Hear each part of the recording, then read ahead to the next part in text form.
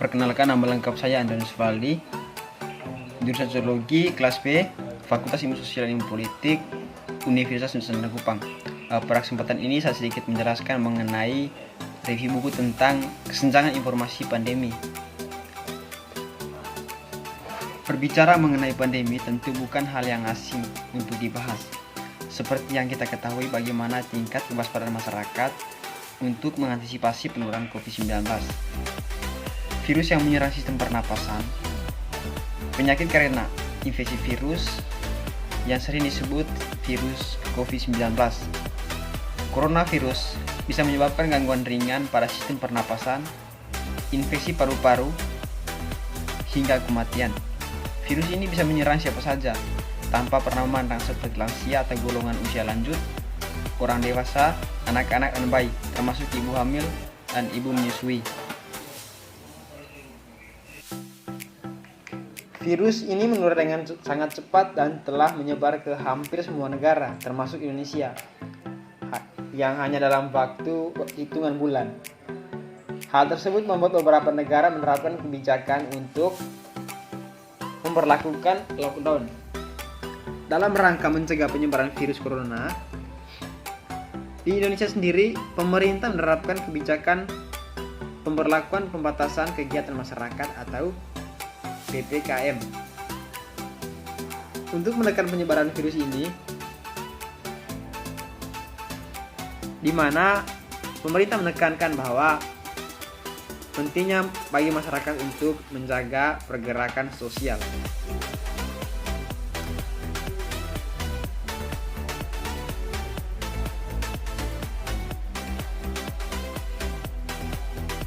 Coronavirus merupakan kumpulan virus yang bisa menginfeksi sistem pernapasan.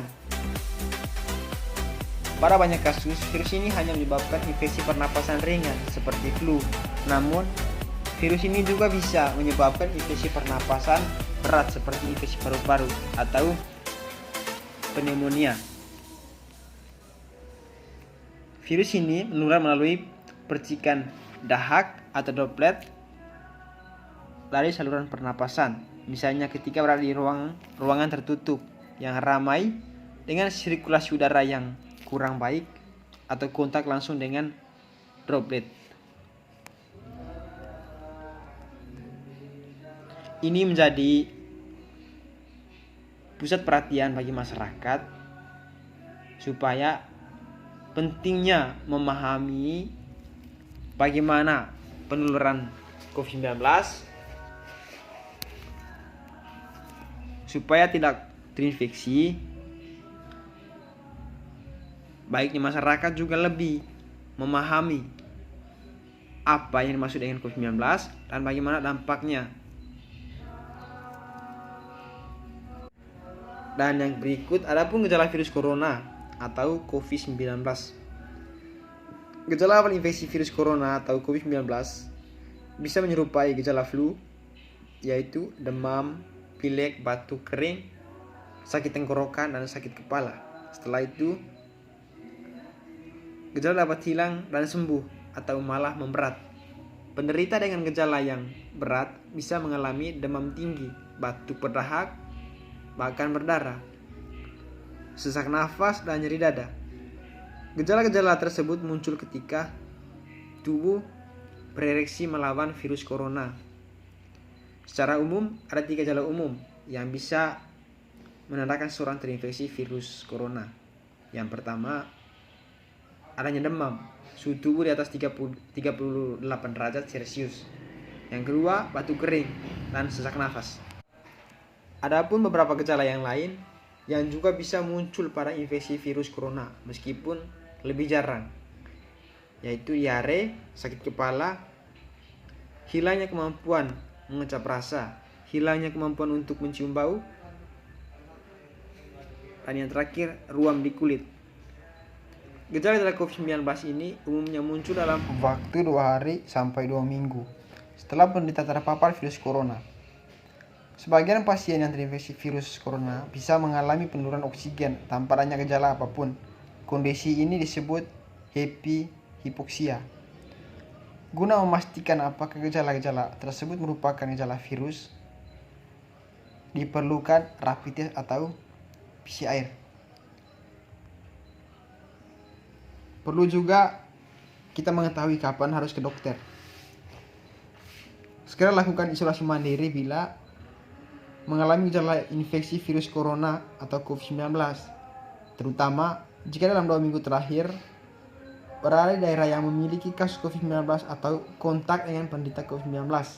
Setelah itu, hubungi hotline COVID untuk mendapatkan penanganan lebih lanjut. Bila seseorang terpapar virus corona tapi tidak mengalami gejala apapun, itu perlu memeriksa diri ke rumah sakit. Cukup tinggal di rumah selama 14 hari dan membatasi kontak dengan orang lain. Bila muncul gejala, baru lakukan isolasi mandiri dan tanyakan kepada dokter melalui telepon atau aplikasi mengenai tindakan apa yang perlu dilakukan dan obat apa yang perlu dikonsumsi. Perlu juga mengetahui bahwa bagaimana penyebab virus corona atau COVID-19. Infeksi virus corona atau COVID-19 disebabkan oleh coronavirus, yaitu kelompok virus yang menginfeksi sistem pernapasan. Pada sebagian besar kasus, coronavirus hanya menyebabkan infeksi pernapasan ringan sampai yang sedang, seperti flu. Akan tetapi, virus ini juga menyebabkan infeksi pernapasan berat. Adapun dugaan bahwa virus corona awalnya ditularkan dari hewan ke manusia, namun kemudian diketahui bahwa virus corona juga menular dari manusia ke manusia. Seseorang dapat tertular COVID-19 melalui berbagai cara, yaitu yang pertama, tidak sengaja menghirup percikan ludah atau droplet yang keluar saat penderita COVID-19 batuk atau bersin. Yang kedua, memegang mulut atau hidung tanpa mencuci tangan terlebih dahulu setelah menyentuh benda yang terkena cipratan udara ludah penderita COVID-19. Yang berikut, kontak jarak dekat dengan penderita COVID-19. Virus corona juga bisa menular melalui benda-benda yang sering disentuh, misalnya uang, gagang pintu atau permukaan meja. Virus corona dapat menginfeksi siapa saja, tapi efeknya akan lebih berbahaya atau bahkan fatal bila terjadi pada orang yang lanjut usia, ibu hamil, atau orang yang memiliki penyakit tertentu, perokok, atau orang yang daya tahan tubuhnya lemah, misalnya pada penderita kanker. Karena mudah menular, virus corona juga berisiko tinggi menginfeksi para tenaga medis yang merawat pasien COVID-19. Oleh karena itu, para tenaga medis dan orang-orang yang memiliki kontak dengan pasien COVID-19 perlu menggunakan alat pelindung diri atau APD. Dan topik yang berikut, perlu diwaspadai mengenai kesenjangan informasi masyarakat yang tidak menyadari risiko COVID-19. Kasus COVID-19 terus melonjak dan rumah sakit kewalahan, tetapi banyak warga masih abai dengan protokol kesehatan. Pemerintah diminta membuka data COVID-19 secara transparan, termasuk sebaran varian baru yang lebih menular, agar warga menyadari besarnya risiko penularan. Kasus COVID-19 terus melonjak dan pihak penanganan COVID-19 juga sudah kewalahan. Dari kasus yang mengalami pelonjakan diakibatkan juga dari kesenjangan informasi. Sebagai contoh, banyak masyarakat yang kurang peduli tentang bagaimana risiko dari COVID-19. Ini yang menyebabkan bahwa bahaya COVID-19, dia penularannya sangat cepat karena masyarakat tidak pernah peduli ataupun kurang peduli mengenai penerapan protokol kesehatan.